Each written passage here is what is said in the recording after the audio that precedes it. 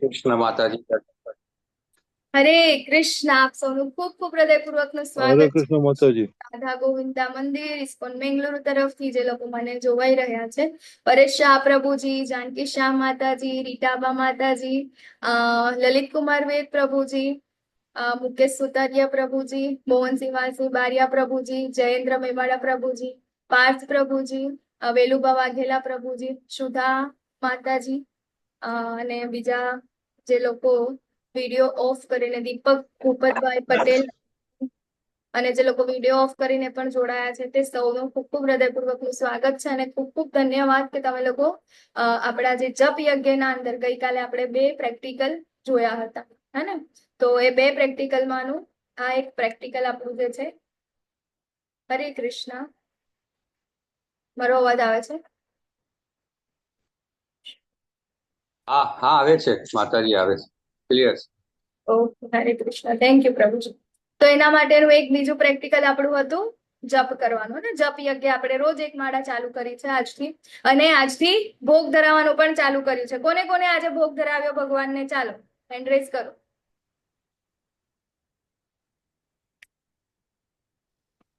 1 2 3 4 5.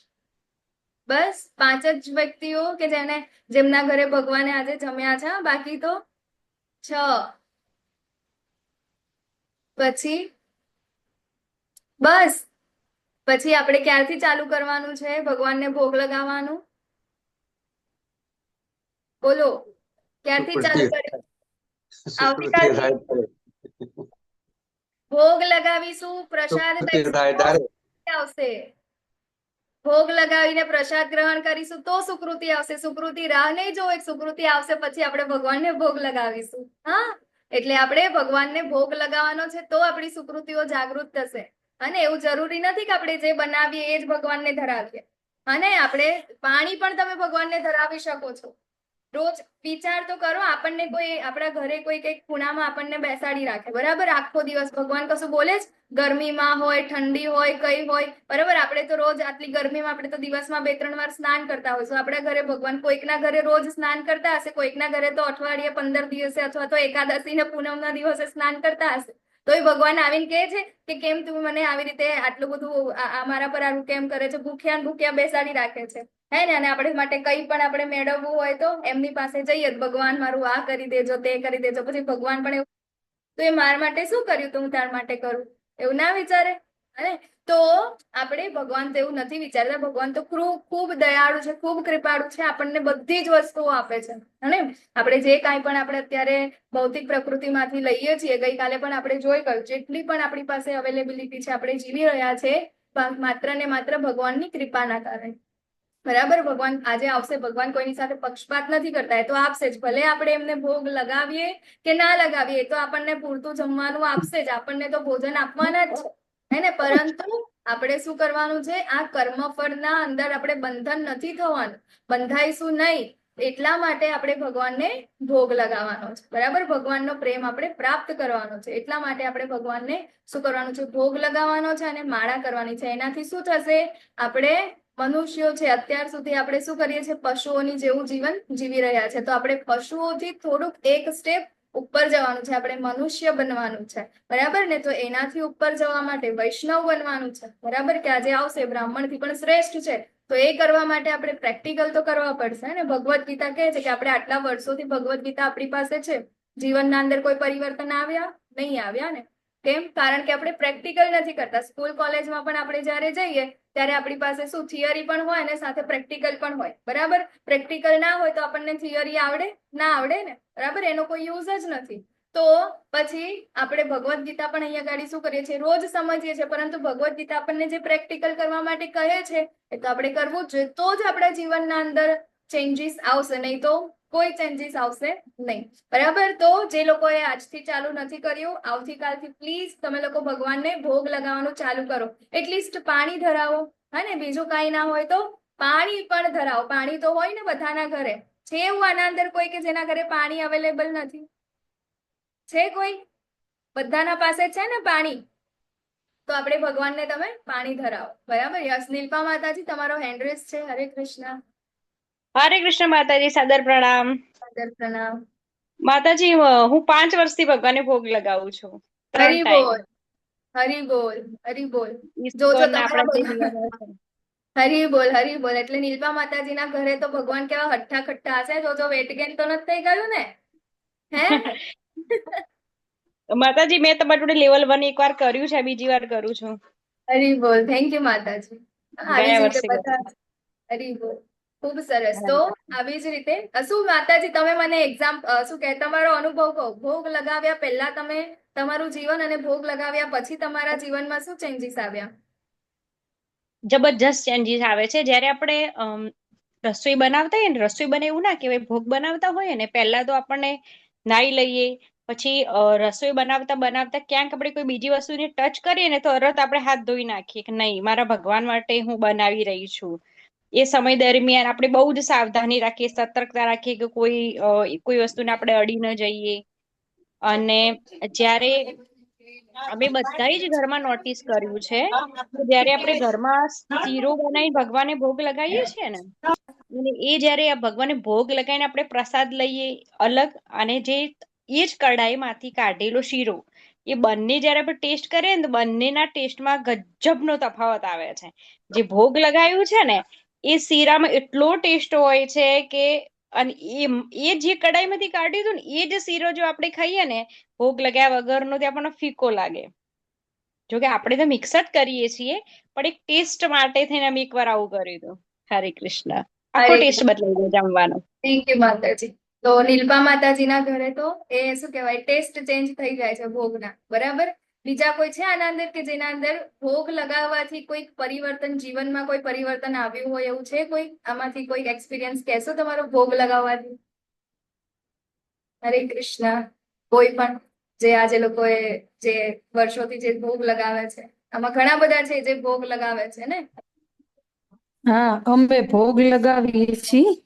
અને ભારતી ભોગ માતા. લગાવવાથી શું થાય છે કે રસોઈ છે ને એ પ્રસાદ બની જાય છે. અને કઈ પણ વસ્તુ અમે લાવી, અમારા નાના બાળકોને પણ એવી ટેવ છે, તરત જ ભગવાન પાસે મૂકી દેવાની ટેવ છે. બધી વસ્તુ કઈ પણ લાવીએ, સૂકી વસ્તુ, રસોઈ બની, કઈ પણ ભગવાન પાસે મૂકી દેવાની. હરી. એટલે થેન્ક બહુ યુ. એનાથી બાળકોમાં તે બહુ ફેર પડે છે આ ટેવ. થેન્ક યુ માતાજી ફોર શેરિંગ. યસ, હરે રીટા કૃષ્ણ. માતાજી. હરે કૃષ્ણ. હરે કૃષ્ણ. રીટા માતાજી હા, આપણા drama character.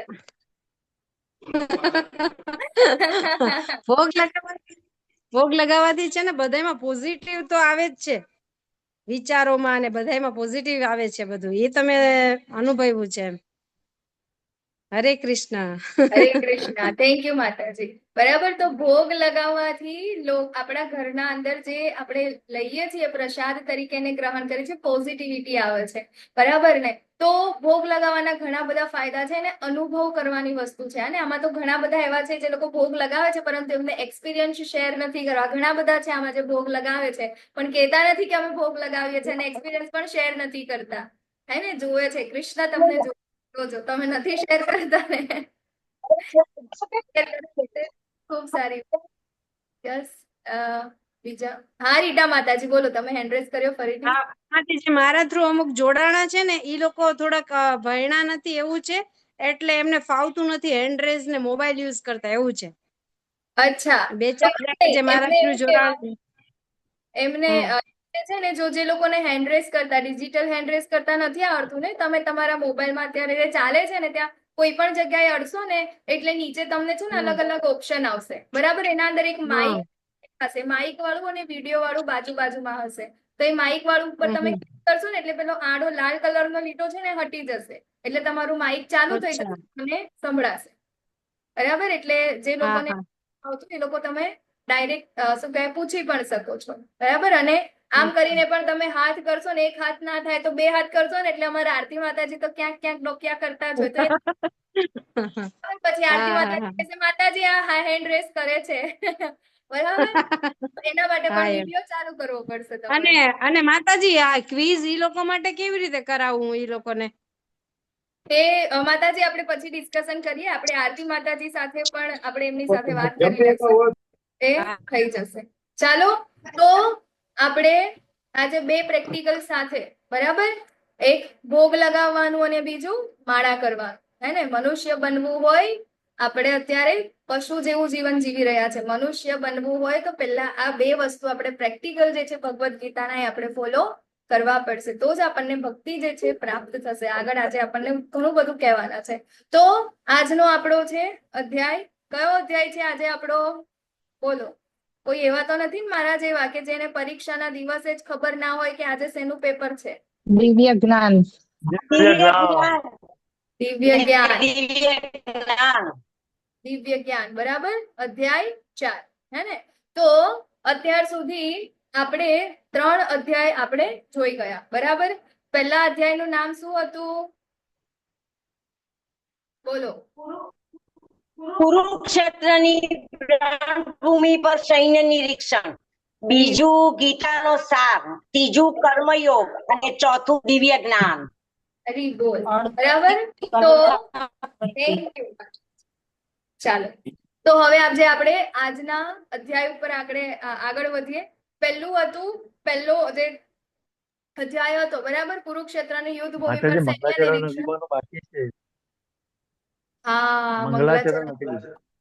Thank you so much. તો ચાલો આપણે શ્રી રાધા ગોવિંદજીના ચરણોમાં વંદન કરીને, શિલા પ્રભુપાદજીના ચરણોમાં વંદન કરીને મંગલાચરણથી શરૂઆત કરીએ. એકચ્યુઅલમાં એવું થઈ ગયું, આજે આપણો ક્લાસ ચાલુ થતો હતો એના પહેલા મેં મંગલાચરણ લઈ લીધું હતું મારી રીતે. ઓકે, ચાલો. શ્રી રાધા ગોવિંદ કી જય, શિલા પ્રભુપાદ કી જય.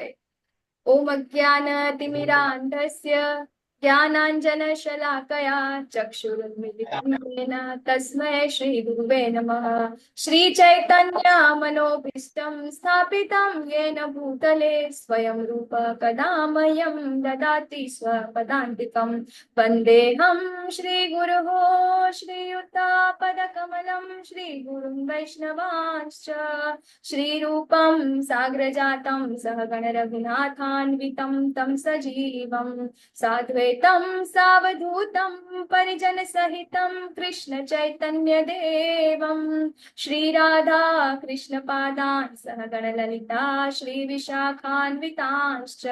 हे कृष्ण करुणा सिन्धो दीनबन्धो जगत्पते गोपेश गोपिका कान्त राधा कान्त नमोस्तुते. तप्त काञ्चन गौराङ्गी राधे वृन्दावनेश्वरी वृषभानुसुते देवी प्रणमामि हरिप्रिये. वाञ्छाकल्पतरुभ्यश्च कृपा सिन्धुभ्य एव च पतितानां पावनेभ्यो वैष्णवेभ्यो नमो नमः. नमः ॐ विष्णुपादाय कृष्णपृष्ठाय भूतले श्रीमते भक्तिवेदांत स्वामिनीति नामिने. नमस्ते सरस्वते देवे गौरवाणी प्रचारिणे निर्विशेष शून्यवादी पाश्चात्य देश तारिणे. जय श्री कृष्ण चैतन्य प्रभु नित्यानंद श्री अद्वैत गदाधर श्रीवास आदि गौर भक्त वृंद. हरे कृष्णा हरे कृष्णा कृष्ण कृष्ण हरे हरे हरे राम हरे कृष्णा राम हरे हरे हरे कृष्णा.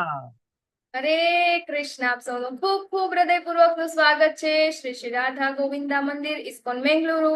આજે આપણે જોઈ રહ્યા છે અધ્યાય 4 ની ચર્ચાઓ કરવા આપણે જઈ રહ્યા છે અને અત્યાર સુધી આપણે લીધા 1 થી 3 અધ્યાય. પહેલું હતું કુરુક્ષેત્રની યુદ્ધ ભૂમિ પર સૈન્ય નિરીક્ષણ, કે જેના અંદર 3 વ્યક્તિઓની મનસ્થિતિ હતી, ધૃતરાષ્ટ્ર, અર્જુન અને કોણ હતું ત્રીજું?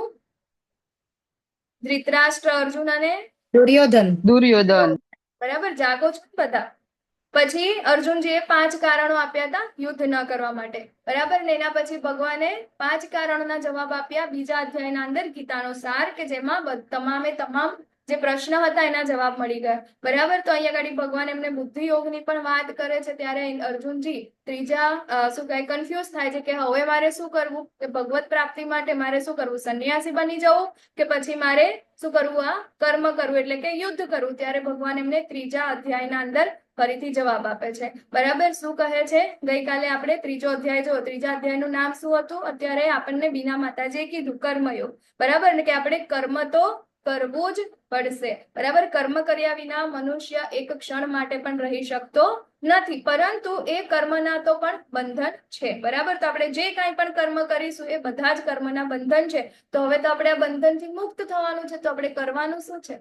બરાબર ને, તો આપણે એવું કર્મ કરવાનું છે કે જેનાથી આપણે આ બંધનથી બંધાઈએ નહીં. તો એવા કયા કર્મ? તો એવા ભગવાને કીધું યજ્ઞ અર્થાત કર્મને. બરાબર, કે જેના અંદર કીધું છે કે યજ્ઞ એટલે કે અહીંયા આગળ ભગવાન વિષ્ણુ ભગવાન કૃષ્ણની વાત થઈ રહી છે, એટલે એમની પ્રસન્નતા ખાતર આપણે જે કાંઈ પણ કર્મ કરીએ છીએ એ કર્મથી આપણને કોઈ પણ કર્મનું બંધન લાગતું નથી. તો આપણે પ્રેક્ટિકલ પણ ગઈકાલે જોયું. બરાબર, તો આમ આપણે રોજ જમવાનું રસોઈ બનાવે છે માતાજી. અત્યારે આપણને માતાજી કીધું એવી રીતે. બરાબર, નિર્ભા માતાજી પહેલા આપણે પોતાના માટે ભોજન બનાવતા હતા, પરંતુ અત્યારે આપણી કોન્શિયસનેસ ચેન્જ થઈ ગઈ. કૃષ્ણ ભાવના. બરાબર, આપણી જે ભાવના જે છે કોના માટે આવી ગઈ? કૃષ્ણ માટે થઈ ગઈ. હે ને, કૃષ્ણ ભાવનામૃત સંઘ જે આપણું ઇસ્કોન, બરાબર, એનું નામ છે international society of Krishna consciousness. એટલે કે તમામે તમામ વસ્તુ, બરાબર, શેના માટે છે? અહીંયા ગાડી કૃષ્ણ માટે છે. બરાબર ને, તો આપણે ભોજન કોના માટે? અહીંયા ગાડી આપણી ચેતના શું થઈ ગઈ? મારે ભગવાન માટે કરવાનું છે. પછી બીજું શું કરવાનું છે આપણે? કે ઘરમાં સફાઈ કરીએ છીએ,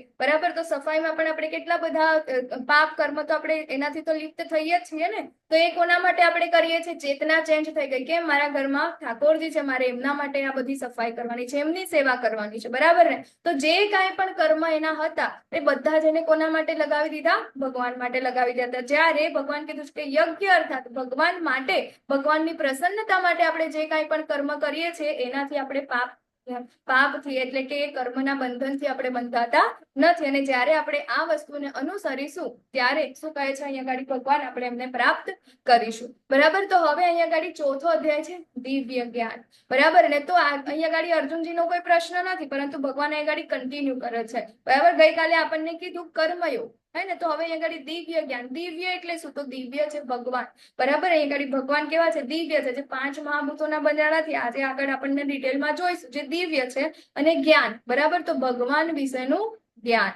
એ જ્ઞાન મેળવીને, ભગવાન વિશેનું જ્ઞાન મેળવીને આપણે શું કરવાનું છે? આપણા કર્મ કરવાના છે. તો આજનો આપણો અધ્યાય છે અધ્યાય 4 દિવ્ય જ્ઞાન. તેને આપણે આવી રીતે અલગ અલગ 6 ભાગોના અંદર વિભાજિત કર્યો છે, જે આપણા જે શ્લોકો છે એ પ્રમાણે. બરાબર, તો જોઈશું આપણે આગળ. તો એના માટે આ જે દિવ્ય જ્ઞાન આવે છે ક્યાંથી? બરાબર, તો દિવ્ય જ્ઞાન આપણને અત્યારે તો ભગવદ્ ગીતામાંથી પ્રાપ્ત થાય છે. બરાબર ને, તો આપણે ભગવદ્ ગીતા જે છે, તમારા મતે આ ભગવદ્ ગીતા કેટલા ટાઈમથી આપણી આ પૃથ્વી ઉપર છે?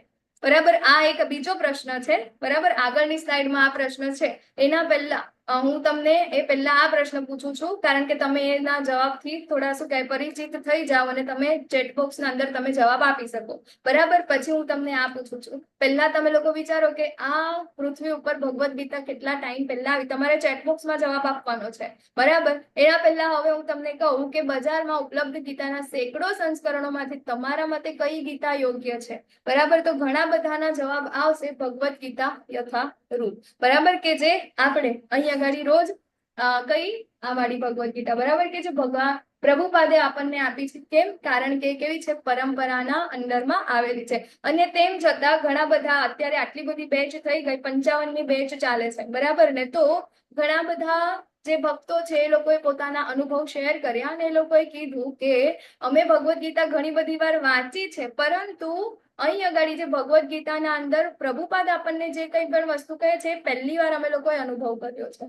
બરાબર, અમારા જીવનના અંદર જે પરિવર્તન આવ્યું છે એ પણ કયું છે? આ ભગવદ્ ગીતાના કારણે આવ્યું છે. બરાબર, કેમ? કારણ કે પરંપરામાંથી આવેલું છે. એઝ ઇટ ઇઝ છે, જેવું ભગવાને આપ્યું છે એવું જ અહીંયા ગાડી આવ્યું છે. વચ્ચે કોઈ પણ બ્રેક નથી. બરાબર, આપણે કોઈ ફોનને ચાર્જ કરવો હોય હે ને, તો ચાર્જના માટે એનું ચાર્જરનું પ્લગ જે છે, બરાબર, એ ત્યાં આગળ નાખેલું હોવું જોઈએ પિન, તો અને એની સ્વિચ ચાલુ હોવી જોઈએ તો એનો ચાર્જ થશે. પરંતુ એ ચાર્જરનો વાયર વચ્ચેથી કટ થઈ જાય તો બરાબર, ત્યારે મોબાઈલ ચાર્જ થતો નથી. તો એવી જ રીતે કેવું છે? પરંપરામાંથી આવતું જ્ઞાન જે છે, જેના કારણે આપણી શું કહેવાય, જે આ ભગવદ્ ગીતા યથારૂપ જે છે એ અત્યારે બહુ જ પ્રચલિત છે. ઇવન યુનિવર્સિટીમાં બરાબર સૌથી વધારે વેચાતી ભગવદ્ ગીતા એ છે આ પ્રભુપાદની આપેલી આપણી આ શ્રીમદ ભગવદ્ ગીતા યથારૂપ. બરાબર, તો ભગવદ્ ગીતાના ઇતિહાસમાં આપણે આગળ જઈએ તો આ દિવ્ય જ્ઞાન આવ્યું ક્યાંથી? ક્યારથી છે અહીંયા ગાડી? હે ને, તો ભગવાન કહે છે અહીંયા ગાડી કે મેં આ અવિનાશી યોગના વિજ્ઞાનનો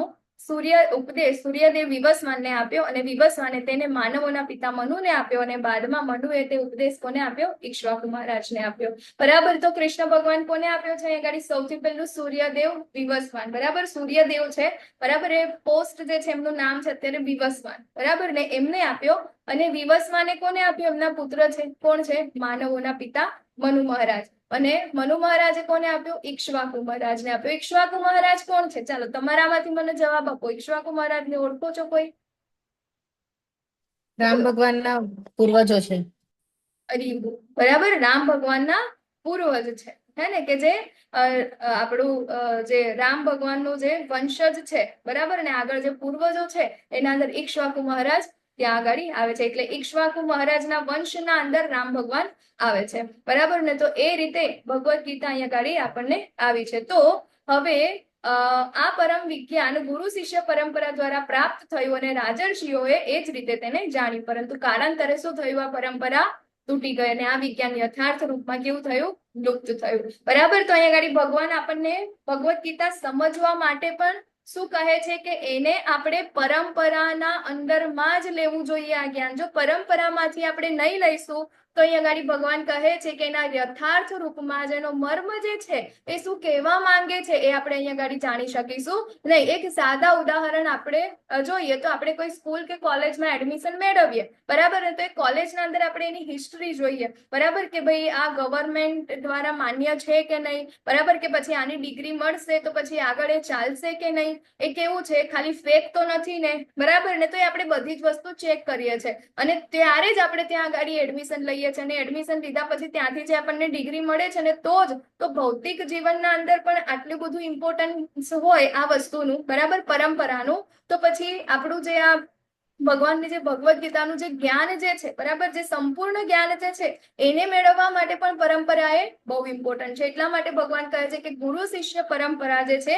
એના અંદરમાં જ આપણે આ જ્ઞાનને શું કરવું જોઈએ? પ્રાપ્ત કરવું જોઈએ. અને તો જ જો આપણે પરંપરાના અંદરમાં રહીને જ્ઞાન લઈશું ને તો જ આપણા જીવનના અંદર ચેન્જ આવશે, નહીં તો કઈ જ કામનું નથી.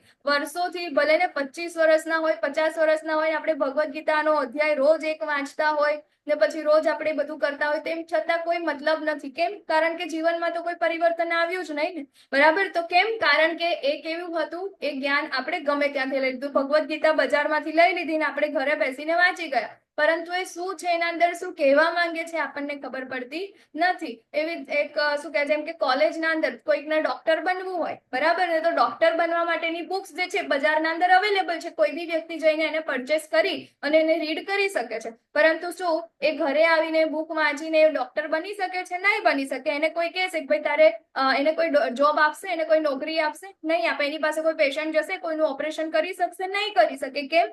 કારણ કે પરંપરામાંથી નથી, બરાબર ને, અધિકૃત વ્યક્તિ પાસેથી એ નોલેજ મળેલું નથી. એ જ રીતે ભગવદ ગીતા જે છે આપણે ગમે ત્યાંથી ઉઠાવીને લઈને વાંચી લઈશું તો એનો કોઈ અર્થ રહેતો નથી. એને આપણે ગુરુ પરંપરાના અંદર આવે છે ત્યાંથી જ આપણને એ સમજમાં આવશે, બરાબર. તો સાચા ગુરુને કેવી રીતે ઓળખવા? બરાબર, ભગવાને એ ઘડી વાત તો કરી દીધી કે તમારે ગુરુ શિષ્ય પરંપરામાં આપણે મેળવવાનું છે. તો આપણને થાય કે અત્યારના જમાનામાં તો કેટલા બધા ગુરુઓ છે, આપણે કયા ગુરુ પાસે જઈને આપણે આ જે જ્ઞાન જે છે લેવું જોઈએ, બરાબર. તો અહીં આગળ ભગવાન કૃષ્ણને સમજવા માટે, એટલે કે અલ્ટિમેટ ટ્રુથ જે છે, આપણા લાઈફનું અલ્ટિમેટ ગોલ જે છે એ સમજવા માટે 4 વૈષ્ણવ સંપ્રદાય છે, બરાબર. એ 4 વૈષ્ણવ સંપ્રદાયના અંદર 4 ભગવાને જે છે એના અંદર સૌથી પહેલું જે જ્ઞાન જે છે, બરાબર, એ કોને આપ્યું? ભગવાને બ્રહ્માજીને આપ્યું, બરાબર. પછી એ બ્રહ્માજીને આપ્યું એટલે એમને કોને આપ્યું? એમના ત્યાં આગળ મધ્વાચાર્યને આપ્યું. એટલા માટે એ પરંપરા થઈ ગઈ બ્રહ્મ મધ્વ ગૌડીય પરંપરા, કે જે ઇસ્કોનની જે સંસ્થા જે છે, બરાબર, એ કઈ પરંપરાને અનુસરે છે? બ્રહ્મ મધ્વ ગૌડીય. ગૌડી એટલે કે આપણા જે ચૈતન્ય મહાપ્રભુ જે છે એમનો જન્મ થયો હતો એ ગોળ પ્રદેશ કહેવાય, એટલે પછી એનું નામ પડ્યું બ્રહ્મ મધ્વ ગૌડીય પરંપરા, બરાબર. ઇસ્કોન એ એક પોતાનું એક અલગથી એવી કોઈ પરંપરા નથી, હે ને, કે તમે તો ઇસ્કોન વાળા, અમે તો હરે કૃષ્ણ વાળા, બરાબર, એવું નથી. ઇસ્કોન એક સંસ્થા છે કે જ્યાં આગળ આવીને લોકો આ પરંપરાના અંદર જોડાઈ શકે છે અને ભગવત પ્રાપ્તિ કરી શકે છે. કૃષ્ણ ભાવનામૃત એ લોકો એવું જીવન એ લોકો જીવી શકે છે, બરાબર, વૈષ્ણવ બની શકે છે. તો આ એક સંસ્થા છે, નથી કે કોઈ અલગથી બનાવેલી પરંપરા, કે નથી કોઈ વિદેશથી આવેલી કોઈ અલગ વસ્તુ. બરાબર, અહીંયા ગાડી શું છે સામાન્ય, અહીંયા ગાડી કીધું છે કે જ્ઞાન ભગવાન કૃષ્ણ દ્વારા કોને આપવામાં આવ્યું? બ્રહ્માજીને. બ્રહ્માજી પછી કોને આપ્યું? એમને મધ્વાચાર્ય. અને મધ્વાચાર્ય પછી આવી રીતે આપણા જે ચૈતન્ય મહાપ્રભુ છે એ રીતે આપણી પરંપરામાં આવ્યું, એટલે છે બ્રહ્મ મધ્વ ગૌડીય પરંપરા. બીજી પરંપરા છે એ લક્ષ્મીજી. બરાબર, શ્રી સંપ્રદાય છે. શ્રી સંપ્રદાયના અંદર ભગવાન કૃષ્ણ જ્ઞાન કોને આપ્યું? તો લક્ષ્મીજીને આપ્યું. અને લક્ષ્મીજીએ પછી એ જ્ઞાન પછી ક્યાંથી ઉતરતું આવ્યું? રામાનુજાચાર્ય. બરાબર, તો શ્રી સંપ્રદાય આપણને અત્યારે જોવા મળે તો એ સાઉથના અંદર આપણને જોવા મળે છે. બરાબર, રામાનુજાચાર્યનું સ્ટેચ્યુ પણ છે. એ સ્ટેચ્યુનું નામ છે સ્ટેચ્યુ ઓફ ઇક્વાલિટી. બરાબર, ક્યાં આગળ આવેલું છે? કોઈ ખ્યાલ છે કોઈને? હમણાં જેનું ઉદ્ઘાટન થયું છે, બોલો, ખ્યાલ છે ક્યાં આવેલું છે સ્ટેચ્યુ ઓફ ઇક્વાલિટી? હરે કૃષ્ણ. નાતાજી હૈદરાબાદ. નાતાજી હૈદરાબાદ. હૈદરાબાદમાં. હરે કૃષ્ણ. હૈદરાબાદ. ઓવીસીના મકાનની સામેથી દેખાય છે હૈદરાબાદમાં. હરી બોલ. બરાબર, હૈદરાબાદના અંદર સ્ટેચ્યુ ઓફ ઇક્વાલિટી. બરાબર, તો એ કયો સંપ્રદાય છે? શ્રી સંપ્રદાય. બરાબર, તો એ છે લક્ષ્મીજી દ્વારા આવ્યું. પછી ત્રીજો સંપ્રદાય છે એ છે આપણો ભગવાન શ્રી કૃષ્ણએ કોને જ્ઞાન આપ્યું? શિવજીને આપ્યું. અને શિવજીએ જ્ઞાન કોને આપ્યું? વૈષ્ણવ સ્વામીને. અત્યારે આપણા ત્યાં ગુજરાતના અંદર ઠાકોરજીની હવેલી સંપ્રદાય જે છે, પુષ્ટિ માર્ગ જે છે, બરાબર, તો એ સંપ્રદાય પણ કેવો છે? ઓથેન્ટિક છે, પણ ત્યાંથી ભગવાન દ્વારા અહીંયા ગાડી આપેલો છે ને. તો એનો પ્રચાર પ્રસાર ને બધું ખૂબ થયું અહીંયા ગાડી આપણા ગુજરાતમાં. રોજ આપણને પરેશ શાહ પ્રભુજી એમના શ્રીજી બાવાના દર્શન આપણને કરાવે. બરાબર ને, તો એ કયા છે? પુષ્ટિ માર્ગના છે. બરાબર ને, તો એ સંપ્રદાય પણ કેવો છે? ઓથેન્ટિક છે. અને બીજો ચોથો સંપ્રદાય છે એ છે કુમાર. બરાબર ને, 4 કુમારનો સંપ્રદાય છે. અને એમને પછી એ જ્ઞાન કોને આપ્યું? નિંબાર્કાચાર્યને. બરાબર ને, તો આ કુમાર સંપ્રદાય જે છે આપણને ક્યાં આગળ વધારે જોવા મળે છે? તો અત્યારે આપણને રાજસ્થાન બાજુ એનું આપણને ચલણ વધારે જોવા મળે છે. તો આ ભગવાનની ભક્તિ કરવા માટે કે જ્ઞાન મેળવવા માટે આ 4 સંપ્રદાય જે છે એ કેવા છે? ઓથેન્ટિક છે.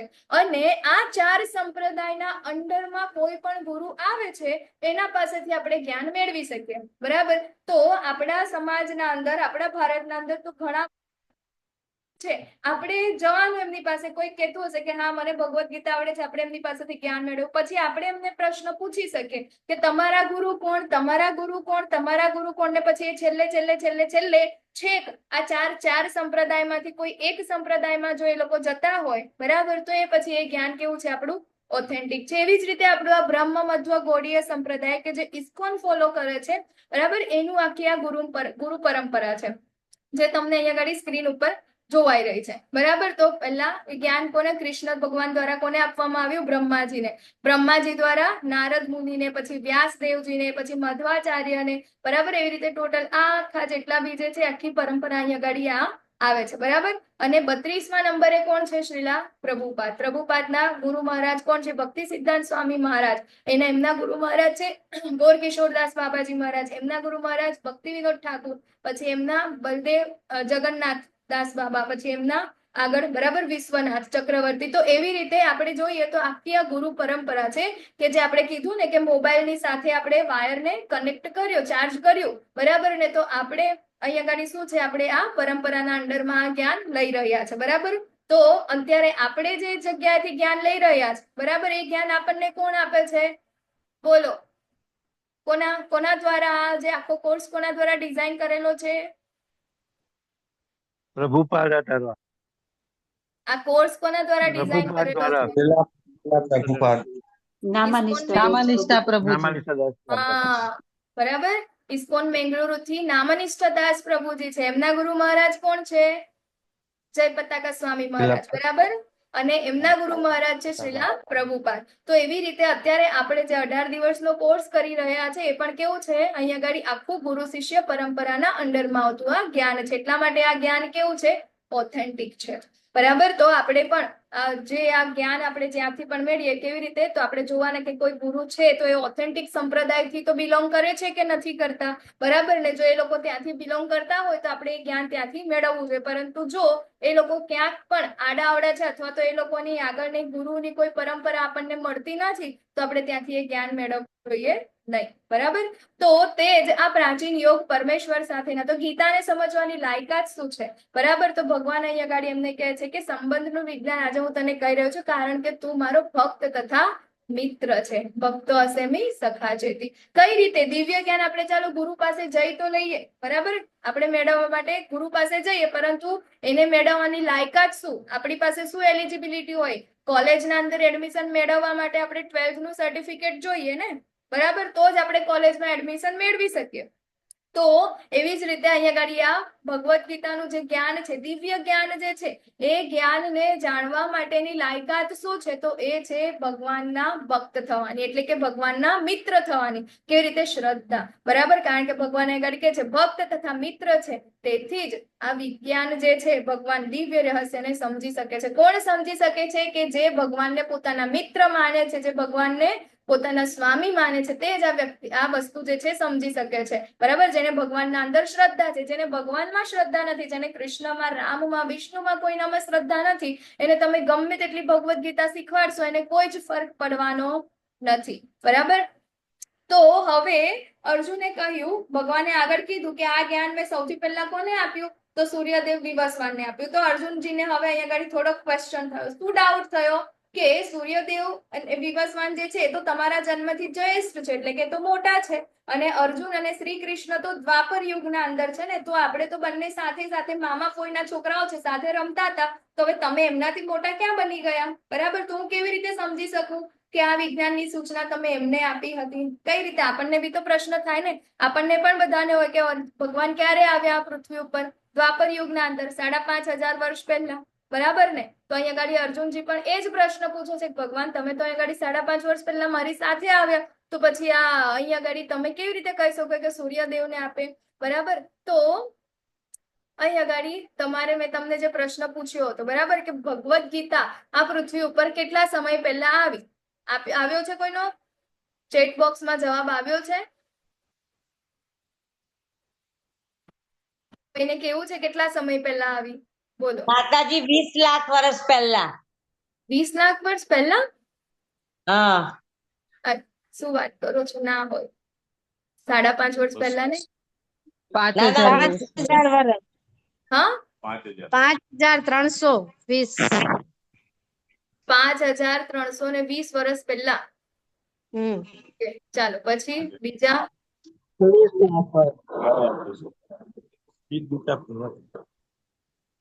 ક્યારે? 5,000 વર્ષ પહેલા. 5,000 વર્ષ પહેલા. ચાલો 5.5, 20 લાખ, બધા લોકોએ શું કહે એમાં પણ આન્સર આપ્યા છે ચેટ બોક્સમાં પણ. લલિત કુમાર વેદ પ્રભુજી હેન્ડ રેઝ કરે છે, બોલો પ્રભુજી. હરે કૃષ્ણ માતાજી. હરે કૃષ્ણ. અર્જુનજીને આપી 5,000 વર્ષ પહેલા. ઈશ્વાકુ મહારાજને આપી હતી, એટલે કે પૃથ્વી ઉપર પહેલી વાર આવી એ લગભગ 21 લાખ વર્ષ પહેલા, અને જે વિવસ્વાનને કીધી 12 કરોડ વર્ષ પહેલા. હરી બોલ. હરે કૃષ્ણ. બરાબર, આખા પ્રશ્નોના જવાબ બધા ડિટેલમાં આપી દીધા લલિત કુમાર વેદ પ્રભુજીએ. હા, એક પ્રશ્ન આગળ માતાજી પૂછે જ ના, એટલે કઈ એક સાથે. ચાલો, તો અહીં આગળ આપણે જોઈશું કેવી રીતે ભગવદ્ ગીતા ભગવાને કેવી રીતે અહીં આગળ આવી એને આપણે કાળથી સમજીશું, બરાબર. તો કાળની ગણના છે અહીં આગળ. તો આપણે જોઈશું કે આપણો કલિયુગનો સમય કેટલો છે, અને આ કોની સાપેક્ષમાં જોઈશું? આપણે બ્રહ્માજીની સાપેક્ષમાં જોઈશું. કેમ? કારણ કે આ બ્રહ્માંડના અંદર જે પહેલો જીવ જે છે, બરાબર, બ્રહ્માજી છે, એ સૌથી વધારે આયુષ્ય આ બ્રહ્માંડના અંદર કોઈનું હોય તો એ કોનું છે? બ્રહ્માજીનું છે. તો આપણે એમના અપેક્ષના અંદર આપણે આ બધું જે છે કાળની ગણના આપણે આજે કરીશું, બરાબર. તો આપણે અહીંયા આગળ કલિયુગનો સમય આપણે જોઈએ, બરાબર. તો કલિયુગનો સમય છે 4,32,000 વર્ષ, બરાબર. એના પહેલા જે છે દ્વાપર યુગ, બરાબર, છે કે જેના અંદર કૃષ્ણ ભગવાન આવી ગયા. તો એ દ્વાપર યુગનો સમય છે કલયુગ થી ડબલ, એટલે કે 8,64,000 વર્ષ પહેલા. પછી ત્રેતા યુગ જે છે એ કલયુગનો 3 ગણો, એટલે કે 1.296 મિલિયન વર્ષ. અને સત્યયુગ જે છે એ કલયુગ થી 4 ગણો, એટલે કેટલો? 1.728 મિલિયન વર્ષનો આટલો આ જે છે આ યુગ છે, બરાબર ને. તો અત્યારે આપણા કલયુગના સમય પૂરો થવાને કેટલા વર્ષ થયા? તો 5,500 વર્ષ થયા, બરાબર. કલયુગ ચાલુ થયો, મતલબ કલયુગના પૂરા વર્ષ થયા એટલા, હે ને. તો આપણને લાગે કે અત્યારે તો ભાઈ કેટલો ઘોર કલયુગ આવી ગયો છે, લોકો કેવા છે, લોકોમાં માણસાઈ નથી ને આ ને તે ને. હજી તો આ કલયુગનું માત્ર કેવું છે? શરૂઆત થઈ છે, બરાબર. કલયુગ તો વચ્ચે શું કહે ભીષણ યુગ કલયુગ પણ નથી આવ્યો, હજી તો વચ્ચે પણ નથી આવ્યા આપણે, માત્ર 5,500 વર્ષ થયા છે. કેટલા સમયનો છે? 4,32,000 વર્ષનો છે આ કલયુગ, બરાબર ને. તો હવે આ 4 યુગ ભેગા થઈ અને શું બનાવે છે કે દિવ્ય યુગ કહેવાય. આ 4 યુગ જયારે ભેગા થાય છે એનો સમયગાળો છે 4.32 મિલિયન વર્ષ, બરાબર. 4 યુગને ભેગા કરી બનાવીએ તો એ દિવ્ય યુગ ભેગા થાય છે, બરાબર. એક દિવ્ય યુગ બને છે 4,32 મિલિયન વર્ષનું.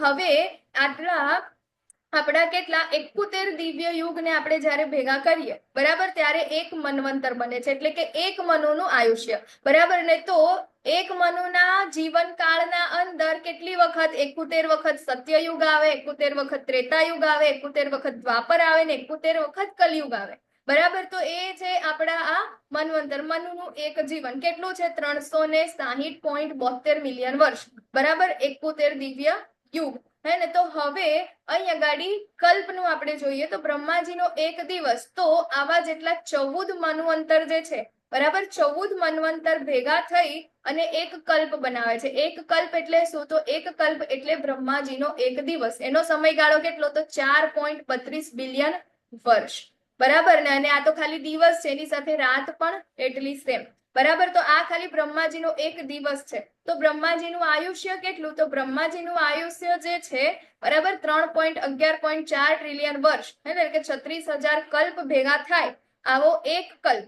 એક કલ્પના અંદર કેટલા? 14 મન્વંતર. એક મન્વંતરના અંદર કેટલા? 71 દિવ્ય યુગ. એવા 14 મન્વંતર અને એવા 36,000 કલ્પ જ્યારે ભેગા થાય ત્યારે બ્રહ્માજીનું એક આયુષ્ય બને છે. અને એની સાથે એની નાઈટ તો એટલી જ, બરાબર ને. તો આ છે આખું બ્રહ્માજીનું આયુષ્ય, બરાબર ને. તો આપણે એ જોઈ શકીએ કે આપણું જે જીવન જે છે બ્રહ્માજીની સાપેક્ષમાં કેટલું છે? એક પેલા ફૂદદાની સમાન બી નથી, બરાબર ને. બહુ ક્ષણિક છે આપણું જીવન, હા ને. તો આપણે એ રીતે જોઈએ તો હવે ભગવાને કીધું કે મેં જે ભગવદ્ ગીતાનું એ જે જ્ઞાન જે છે કોને આપ્યું? સૂર્યદેવ વિવસ્વાનને. હવે સૂર્યદેવ વિવસ્વાનને આપ્યું, એમને કોને આપ્યું? મનુને આપ્યું, બરાબર. તો આપણે જોઈએ મનુએ પછી કોને આપ્યું? તો અહીંયા ગાડી આપણે જોઈએ એમને કોને આપ્યું? ઈક્ષ્વાકુ મહારાજ. તો ઈક્ષ્વાકુ મહારાજ એટલે કોના? તો એ રામ ભગવાનના પૂર્વજ. તો આપણે અહીંયા જોઈએ તો ત્રેતાયુગના પ્રારંભના અંદર આપણે જોઈએ, બરાબર. તો ત્રેતાયુગના પ્રારંભના અંદર જો એ અહીંયા ગાડી આવ્યું હોય તો એનો મતલબ શું થાય છે? અહીંયા ગાડી ભગવાન શું દ્વાપર યુગના અંદર આવ્યા હતા? નહીં, ભગવાન પહેલેથી જ એક્ઝિસ્ટ કરે છે, બરાબર. તો જ એ જ્ઞાન અહીંયા ગાડી એ સૂર્યદેવને આપી શકે છે, તો જ એ જ્ઞાન પછી અહીંયા ગાડી આગળ આવી શકે છે. કેમ? કારણ કે દ્વાપરમાં તો ભગવાન પછીથી એના પહેલા તો અહીંયા ગાડી ઈક્ષ્વાકુ મહારાજને કોને આપી દીધું? ઈક્ષ્વાકુ મહારાજને કોને આપ્યું જ્ઞાન? મનુ મહારાજે, બરાબર ને. તો એ તો ત્રેતાયુગની શરૂઆત આપણે ગણી. તો અહીંયા ગાડી આપણને એ સમજમાં આવે છે કે ભગવાન એ અત્યારના નથી, ભગવાન તો પહેલેથી જ એક્ઝિસ્ટ કરે છે, બરાબર. તો અહીંયા ગાડી આપણે જોયું એવી રીતે તો બ્રહ્માજીનું જીવન, બ્રહ્માજીને 50 વર્ષ અત્યાર સુધીમાં પૂરા થઈ ગયા છે, બરાબર. તો એક જીવન એમનું 155.522 ટ્રિલિયન વર્ષ છે.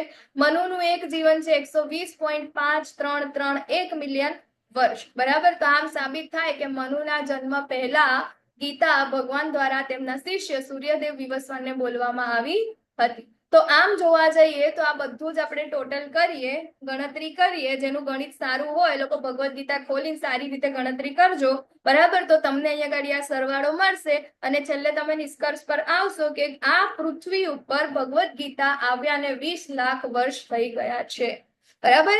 20 લાખ વર્ષ પહેલા અહીંયા ગાડી આ ભગવદ્ ગીતા આવી છે, બરાબર, ઈક્ષ્વાકુ મહારાજથી.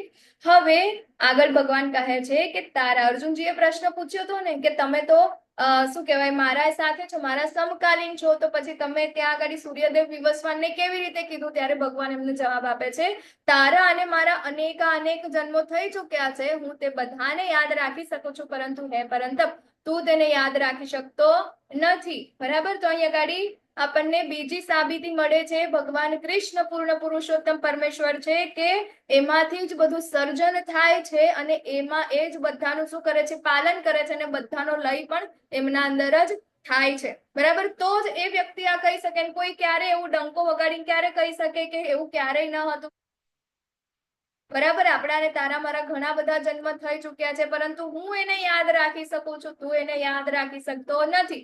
કોણ આવું કરી શકે? ઘરના અંદર આપણા શું કહેવાય દાદા હોય ને, બરાબર, તો એ દાદાને પોતાના પુત્ર અને પૌત્રની આખી લાઈફ ખબર હોય, જ્યારથી જન્મ્યા હોય તો ત્યાં સુધીનું, અત્યાર સુધીનું બધું જ ખબર હોય, પરંતુ એના પુત્રને કે એના પૌત્રને પોતાના દાદા વિશે એ જ્યારથી જન્મ્યો હોય ને એના પહેલાની કશું ખબર હોય ને, એ ખાલી દાદાને જ ખબર હોય, બરાબર. તો અહીંયા આગળ ભગવાન કૃષ્ણ શું છે? દાદા છે, પરદાદા છે. આગળના ચેપ્ટર્સમાં કહે છે ભગવાન, બરાબર, કે હું પિતા નહીં, પિતામહ પણ હું જ છું, બરાબર. કારણ કે ભગવાન અહીંયા આગળ કહે છે કે હું એ યાદ રાખી શકું છું. કેમ ભગવાન યાદ રાખી શકે છે? કારણ કે આપણે બધા કેવા છીએ? આપણે બદ્ધ જીવો છે, બરાબર. અને ભગવાન એ પોતે પૂર્ણ પુરુષોત્તમ પરમેશ્વર છે, એટલા માટે ભગવાન આ બધી વસ્તુને યાદ રાખી શકે છે. હે તો હવે આપણને ખબર પડી કે ભગવાન કેવા છે? દિવ્ય છે. ભગવાન કૃષ્ણ કેવા છે? શાશ્વત છે, અજાત છે, ગોવિંદમ આદિ પુરુષમ, બરાબર. આદિ પુરુષ છે. આ કોણ કરી રહ્યું છે? ભગવાનની આ સ્તુતિ કોણ કરી રહ્યું છે? તો બ્રહ્માજી કરી રહ્યા છે, બરાબર ને. બ્રહ્માજી બ્રહ્માંડના ફર્સ્ટ જીવ કે જેને ભગવાનને આ રીતે જોયા છે, બરાબર ને. તો ભગવાન કેવા છે? અજાત છે, એમનો ક્યારેય જન્મ નથી, અને કેવા છે? શાશ્વત છે, બરાબર. તો આપણને થાય કે ભગવાનનો જન્મ નથી, તો આપણે જન્માષ્ટમીના દિવસે શું કરીએ છીએ? હે ને, ભગવાનનો આપણે તો જન્મ દિવસ ઉજવીએ છીએ. તો અહીંયા ગાડી આપણને ભગવાન કહે છે કે કૃષ્ણનું આગમન કેવી રીતે થાય છે? તો જો કે હું અજન્મા છું અને મારો દિવ્ય દેહ કદી નાશ પામતો નથી, તથા હું સર્વ જીવોનો સ્વામી છું, તેમ છતાં હું દરેક યુગમાં મારા દિવ્ય મૂળ રૂપમાં પ્રગટ થાઉં છું. ભગવાન શું કરે છે? અહીંયા ગાડી પ્રગટ થાય છે, બરાબર. દિવ્ય મૂળ રૂપમાં ભગવાન જ્યારે આ પૃથ્વી ઉપર પ્રગટ થાય છે ત્યારે એમનો જન્મ કેવો હોય છે? એમનું શરીર કેવું હોય છે? બધું કેવું હોય છે? દિવ્ય હોય છે, બરાબર. જન્મ કર્મ ચમે દિવ્યમ, બધું જ ભગવાનનું કેવું હોય છે? દિવ્ય હોય છે. આપણા જેવું પંચમહાભૂતનું બનેલું હોતું નથી, અને ભગવાનનો દેહ ક્યારેય નાશ પામતો નથી. ઘણા બધા લોકોને એવું હોય કે ભગવાનનો જન્મ થયો પછી પારઘીએ બાણ માર્યું અને ભગવાનનું આગળ, બરાબર. તો ભગવાન અહીં ગાડી લીલા કરવા, એમની ઈચ્છા પ્રમાણે અહીંયા ગાડી અવતાર લે છે, એમની ઈચ્છા પ્રમાણે અહીંયા ગાડી તેમની લીલાઓને સમાપ્ત પણ કરે છે. એ સમજવું આપણા માટે થોડું કઠિન છે, બરાબર. પરંતુ જેને શ્રદ્ધા છે, ગુરુના અંડરમાં જઈને ભગવદ્ ગીતાના 18 ડેઝના કોર્સ કમ્પ્લીટ કરે છે, લેવલ 2 માં જાય છે, લેવલ 5 સુધી જાય છે, એ વખતે એને આ વસ્તુનું ખબર પડી જાય કે ના ભગવાન કોણ છે અને કેવી રીતે છે. એ વખતે પછી આ ડાઉટ કોઈને રહેતા નથી, બરાબર. તો ભગવાન કહે છે કે દરેક યુગના અંદર ભગવાન તેમના દિવ્ય મૂળ રૂપમાં શું થાય છે? પ્રગટ થાય છે. તો હે ભરતવંશી, જ્યાં અને જ્યારે ધર્મનું પતન થાય છે અને અધર્મનું ભારે વર્ચસ્વ જામે છે, તે સમયે હું સ્વયં અવતરું છું. યદા યદા હિ ધર્મસ્ય ગ્લાનિર્ભવતિ ભારત, કે જે જગ્યાએ જ્યારે જ્યારે ધર્મનું પતન થાય છે ત્યારે ભગવાન શું કરે છે? ત્યાં આગાડી અવતાર ધારણ કરે છે, બરાબર. તો રાવણ છે, કંસ છે, બરાબર ને, પછી કૌરવો છે, એ બધા શું છે? હે ને, તો એ વખતે અધર્મ બહુ વધી જાય છે, એટલે ભગવાન કહે છે કે અધર્મનું જ્યારે વર્ચસ્વ જામે છે એ વખતે ભગવાન અહીંયા ગાડી અવતાર ધારણ કરે છે. ક્યારે ક્યારે ભગવાન અવતાર ધારણ કરે છે? સમય આપ્યો છે, અને પછી, બરાબર, આગળ ભગવાન કહેશે હે ને, એના કાર્યો શું છે? ભગવાનને અવતાર ધારણ કરવાના, એના પછી આવીને ભગવાન કયા કાર્ય કરે છે એ પણ આપણને આગળ કહેશે. તો એના પહેલા આપણે જોઈએ કે ભગવાનના 10 અવતારો કયા કયા છે, બરાબર. તો આપણે અહીંયા ગાડી જોઈએ હે ને, તો મત્સ્ય અવતાર, પછી કુરુમ અવતાર, પછી વરાહ અવતાર, નરસિંહ અવતાર, વામન અવતાર, પરશુરામ અવતાર, શ્રીરામ, બરાબર, પછી શ્રી કૃષ્ણ, બુદ્ધ અને કલ્કી, બરાબર ને. તો આજે આપણા ભગવાનના મેન આપણે જે આ અવતાર આપણે જાણીએ છીએ તે, બરાબર. તો ભગવાન શ્રી કૃષ્ણ કલયુગમાં પણ અવતરે છે, બરાબર. પોતે એ પોતાના એ જ દિવ્ય સ્વરૂપના અંદર, નામ કોઈને ખબર છે કલયુગના અંદર ભગવાન કયા નામે અવતાર ધારણ કરે છે? કોણ કહેશે મને? શ્રી હરે કૃષ્ણ ચૈતન્ય મહાપ્રભુ. શ્રી ચૈતન્ય મહાપ્રભુજી, ચૈતન્ય મહાપ્રભુ, બરાબર. તો આપણે બધા જાણીએ પ્રચ્છન્ન છીએ, અવતાર છે. હા, પ્રસન્ન રાધા અવતાર. કૃષ્ણનો કમ્બાઈન અવતાર છે, હે ને. કલયુગના અંદર પોતે અવતાર ધારણ કરે છે, સ્વયં ભગવાન આવે છે. કેવી રીતે આવે છે? તો ગૌરચંદ્ર રૂપે, હે ને, કે ભગવાન શ્રી રાધા અને શ્રી કૃષ્ણ, હે ને, બંનેનો કમ્બાઈન અવતાર છે. અને શું કરે છે? મરસી આપવા માટે. મરસી એટલે કે દયા, પરમ કૃપાળુ છે. તમે લોકો આમાંથી ઘણા બધા લોકો માયાપુર આવ્યા હશે અમારી સાથે યાત્રામાં. જો ના આવ્યા હોય, મતલબ ના ગયા હોય, તો એકવાર અવશ્ય માયાપુર જજો.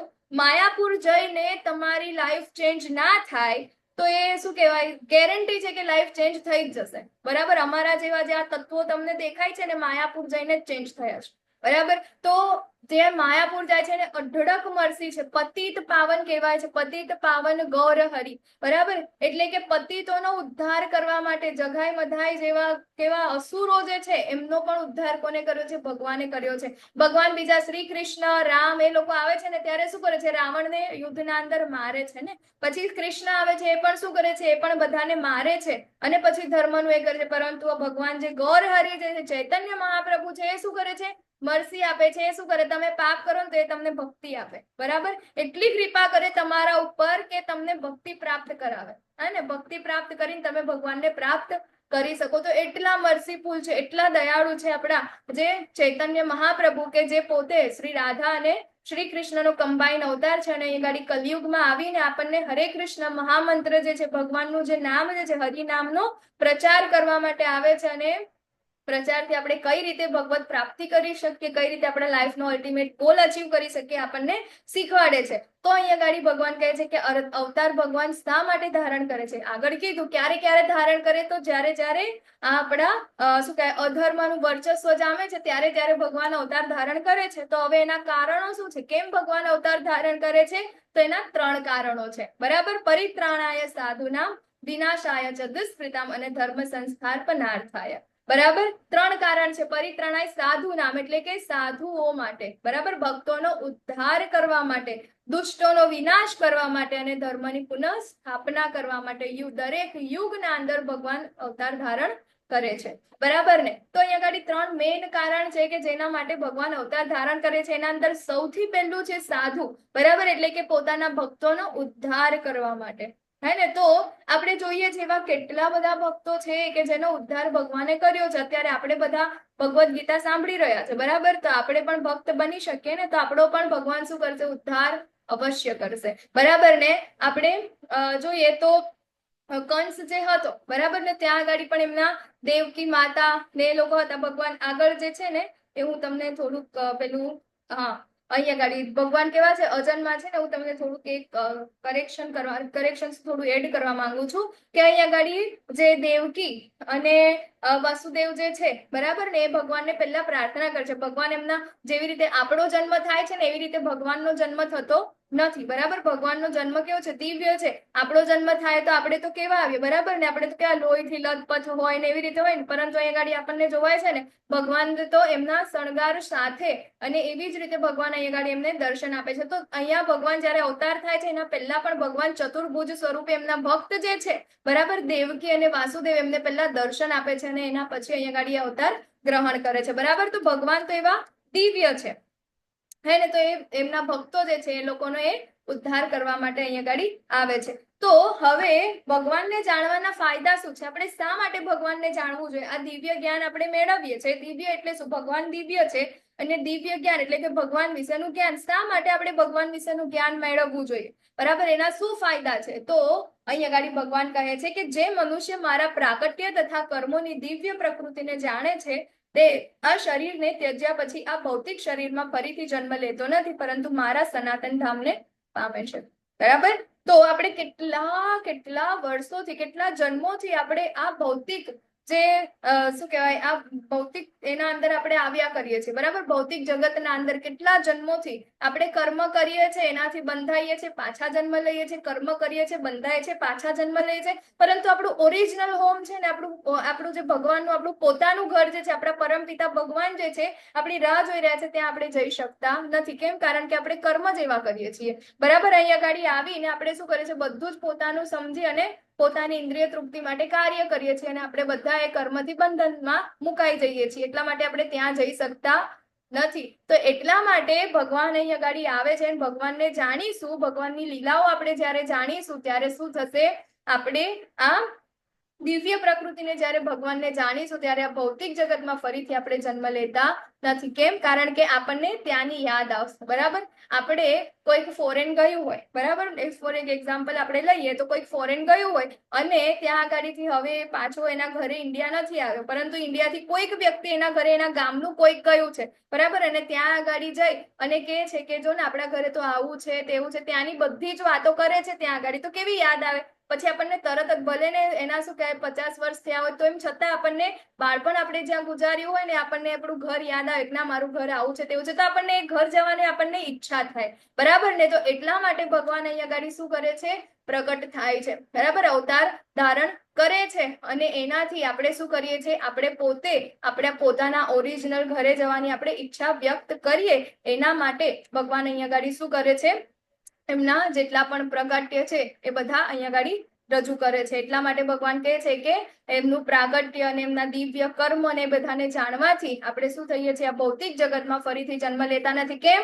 કારણ કે આપણી ઈચ્છા ચેન્જ થઈ જાય છે. આપણે ક્યાં જવું છે? આપણે આપણા ઓરિજિનલ ઘરે જવું છે. એટલા માટે કહે છે કે મારા સનાતન ધામને પામે છે. તો આપણા અને શ્રી કૃષ્ણ વચ્ચે શું ફરક છે? બરાબર, તો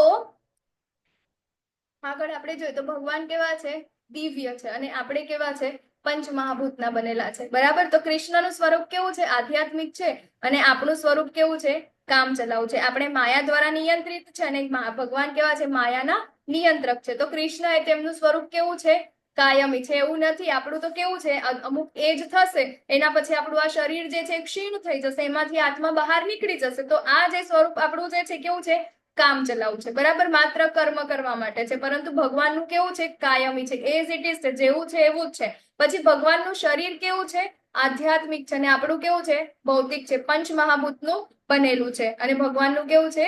આધ્યાત્મિક છે. તેમના શરીર અને આત્મામાં કોઈ તફાવત નથી. જ્યારે આપણું શરીર અને આત્મા બંને અલગ છે. આત્માને શરીરમાંથી અલગ કરી દો તો આપણે ડેડ બોડી બની જાય છે, પરંતુ ભગવાનના શરીર કે આત્મામાં કોઈ ફરક નથી. કૃષ્ણ એ માયાના નિયંત્રક છે, અને આપણે માયા દ્વારા નિયંત્રિત છીએ, બરાબર ને? આપણે જયારે ભગવાનને ભોગ લગાવીએ તો ભગવાનને હાથેથી લઈને મોઢાથી ખાવું જરૂરી નથી, બરાબર. ભગવાન ખાલી જોઈને પણ ખાઈ શકે છે, ભગવાન ખાલી સાંભળીને પણ શું કઈ ધરાઈ શકે છે, કઈ પણ રીતે ભગવાન પોતે સેટિસ્ફાઈ થઈ શકે છે, બરાબર ને? તો એવી જ રીતે ભગવાન કેવા છે? દિવ્ય છે, અને આપણે બરાબર આપણે માત્ર કામ ચલાવ છીએ. ભગવાન એ માયાના નિયંત્રક છે, ને આપણે માયાના અંડરમાં છીએ, નિયંત્રણમાં છીએ.